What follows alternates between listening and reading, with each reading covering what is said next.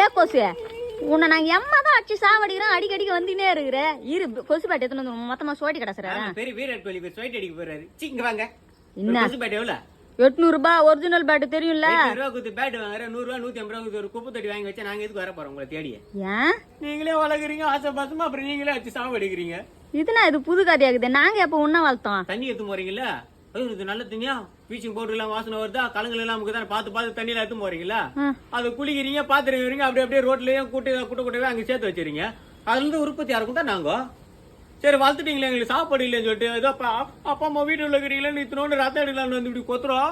எப்படி ஓத்துறமா அப்படியே வச்சு சாவடிச்சிருங்க. விரிச்சா மாரி கை கால் விரிச்சா மாரிக்கு. ஐயா நீ நீங்க இப்படிதான் அடிச்சு சாவடிப்பீங்களா? நீ எங்களை கடிச்ச உடனே எங்களுக்கு எந்த பிரச்சனையும் இல்லாம இருந்தா எங்கன்னா கட்சின்னு போன நாங்க தான் விட்டுருவோமே.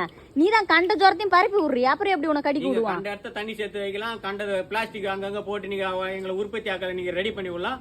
நாங்க உங்களுக்கு வந்து கச்சா தப்பா உங்களுக்கு பனிஷ்மெண்ட் கொடுத்து தான் நாங்க கடிக்கிறோம். அதுவும் கரெக்ட் தான். சரி இவ்வளவு நாள் பண்ண தப்புக்கு ஒரு மலேரியா மட்டும் வாங்கிக்கோ, ஒரு கொத்து வாங்கி போ.